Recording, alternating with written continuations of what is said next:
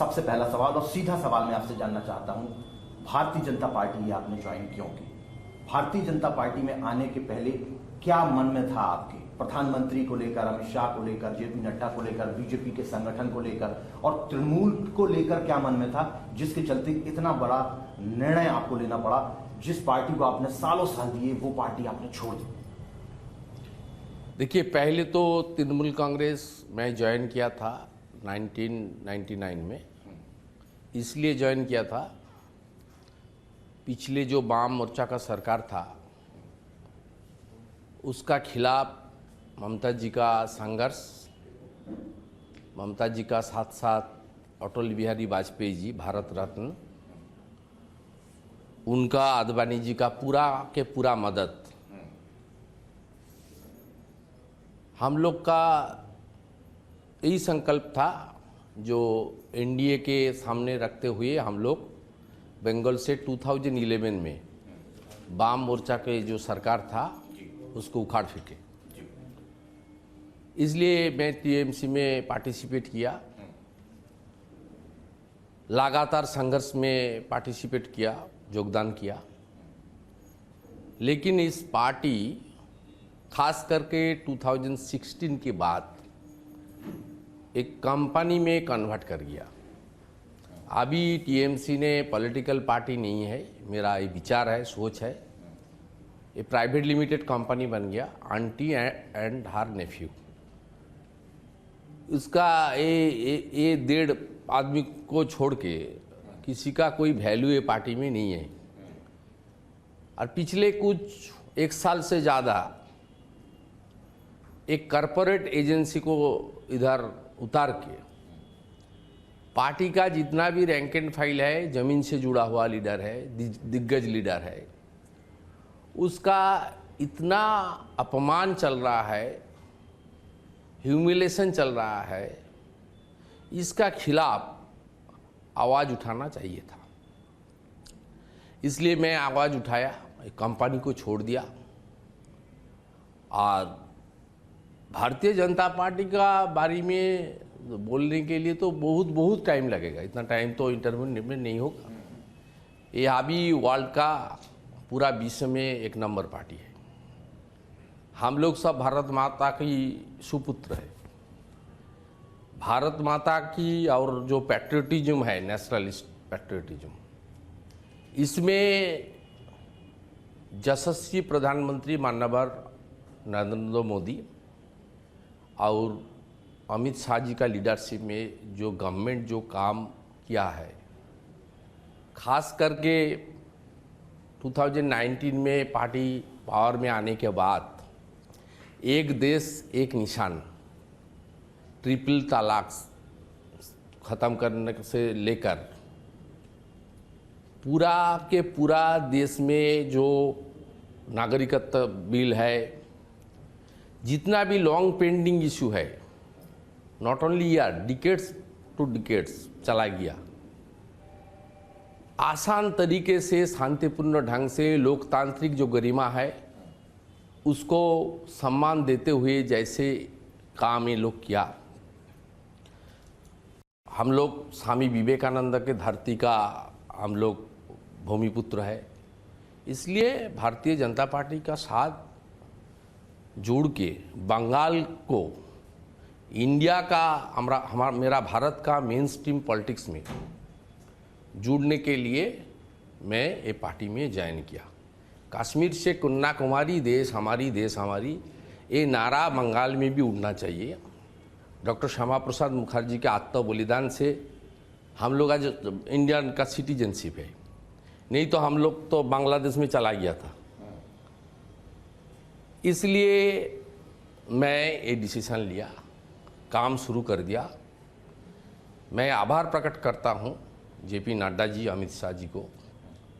इतना बढ़िया दिग्गज नेता अमित शाह जी, उन्होंने मेरा धरती में आकर, जहाँ नेशनल गवर्नमेंट फॉर्मेशन हुआ था, ताम्रलिप्त गवर्नमेंट 1942 में, वहाँ आकर 1 लाख लोग का माने पब्लिक मीटिंग में मुझे एक्सेप्ट किया। ये मेरा बहुत बढ़िया प्राप्ति हो गया। शुभेंदु जी, आप कहते हैं कि भारतीय जनता पार्टी के साथ आप जुड़े ताकि पश्चिम बंगाल की उन्नति हो सके, विकास हो सके। आपने कहा तृणमूल कांग्रेस को आपने छोड़ा क्योंकि वो एक कंपनी बन गई है, लेकिन तृणमूल कांग्रेस का और उनके नेताओं का कहना यह है कि शुवेंदु अधिकारी को एक डर सता रहा था। शुवेंदु अधिकारी के ऊपर एलिगेशन है, बीजेपी का साथ जाने का ये वजह है कि ईडी और सीबीआई की तरफ से कहीं कुछ जांच ना हो, कहीं कोई इन्वॉल्वमेंट ना निकले, तो सीबीआई और ईडी से बचने के लिए शुवेंदु अधिकारी बीजेपी चले गए, प्रेशर बनाया गया। उस पर आपका क्या कहना है? ये तृणमूल कांग्रेस का एलिगेशन है, हालांकि लाजमी है। देखिए, स्पेसिफिक एलिगेशन लगाना चाहिए। यहाँ सुप्रीम कोर्ट के डायरेक्शन में पूंजी कलेक्शन के खिलाफ जितना इन्वेस्टिगेशन चल रहा है उसमें शुवेंदु अधिकारी कहाँ भी नहीं है। बीजेपी पार्टी का मार्गदर्शन, बीजेपी पार्टी तो मेरा ज्वाइन करने का पहले सब पूछताछ भी कर लिया। एक तो टीएमसी को स्पेसिफिक एलिगेशन देना चाहिए शुवेंदु का इन्वॉल्वमेंट कहाँ है, और दूसरा उसका बोलने का कोई उसका पावर ही नहीं है, बोलने का कोई स्कोप ही नहीं है। कुछ दिन पहले सीबीआई ने शारदा स्कैम में एफिडेविट दाखिल किया सुप्रीम कोर्ट में।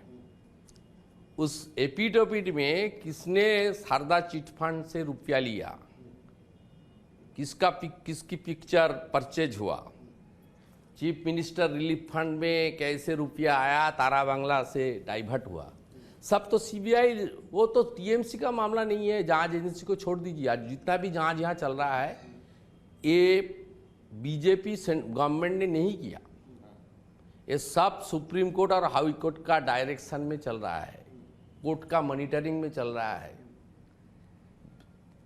जब मैं टीएमसी पे था, शुवेंदु दाबांग लीडर था, शुवेंदु को यूज करके जंगल महल रिकवरी किया। लेकिन टीएमसी शुवेंदु के यूज कर और सीबीआई को तो कह देते हैं कि पपेट है सेंट्रल गवर्नमेंट की, जो नहीं, ये तो उसका कैंपेन है, भतीजा को सेव करने के लिए ये सीधा सीधा कैंपेन है, जो गुरु का गाय का तस्करी से जुड़ा हुआ है, कोल में जुड़ा हुआ है, सैंड में जुड़ा हुआ है, लिप्स एंड बाउंस का से जुड़ा हुआ है।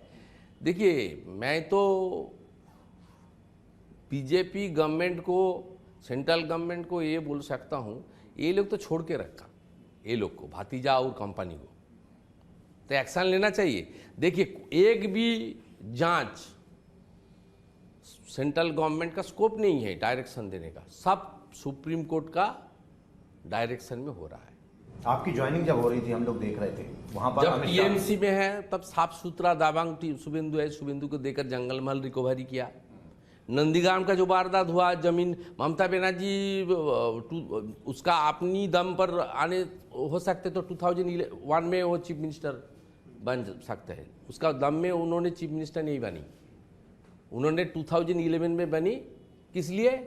जो नंदीग्राम में एंटी लैंड एक्विजिशन मूवमेंट हुआ, किसानों ने लड़ाई किया, 41 किसानों ने आत्म बलिदान किया, 14 मार्च 2007 में कार्नेज हुआ, 14% एक दिन पुलिस का फायरिंग में उसका देहांत हो गया, मर्डर हो गया। वो नंदीग्राम का मुहिम के बजाय चीफ मिनिस्टर बनी।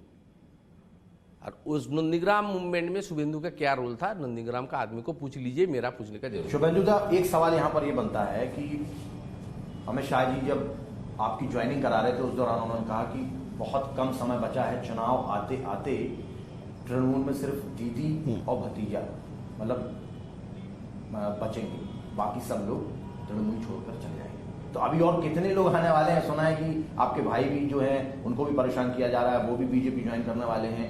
और मेरा फैमिली का पॉलिटिक्स में 6 साल से ज़्यादा जुड़ा हुआ है। फ्रीडम फाइटर मूवमेंट में भी मेरा फैमिली का लेट बिपिन अधिकारी ने 8 साल तक हिरासत में था ब्रिटिश में। मेरा पिताजी 1970 से म्यूनसिपैलिटी चेयरमैन, 1982 से एमएलए, हमारा बाड़ी का पॉलिटिक्स का घराना है। लेकिन ये बाड़ी का मामला नहीं है।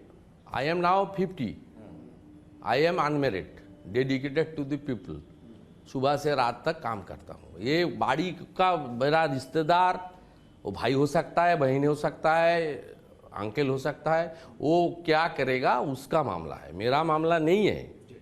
मैं स्टूडेंट पॉलिटिक्स से जुड़ा हुआ था 1987 से, क्लास 11 से विद्यार्थी जो संघ है NSUS से जुड़ा हुआ था। यहाँ सीपी बोलता है छात्र परिषद, वहाँ से मैं मेरा जर्नी शुरू किया। इसलिए मेरा भाई क्या करेगा, ये बात खूब सही है, जिसका सेल्फ रेस्पेक्ट है, आत्मसम्मान बोलता है, आत्मसम्मान, हाँ, जो जिसका ये टीएमसी नहीं करेगा। ये मेरा भाई हो सकता है, मेरा दादा हो सकता है, नाना हो सकता है, मेरा आंटी हो सकता है, अंकल हो सकता है, पिता। नहीं, लेकिन अमित भाई ने जो बोला कि अकेले रह जाएंगे बस 2 ही लोग पार्टी में, ना सही बात बोला। वो सही होने वाला है। अमित जी का कोई बात पर टिप्पणी करना सही नहीं होगा। वो अमित जी पूरा देश में जो ऑर्गेनाइजेशनल की पर्सन बोलता है ना, स्ट्रॉन्गमैन अमित शाह है। तो दिखा दिया ना बार बार। 2014 में मेरा साथ पहले मुलाकात हुआ था, तब उन्होंने महामंत्री था पार्टी का, ईस्ट यूपी में चार्ज में था, तब पहले मुलाकात हुआ था।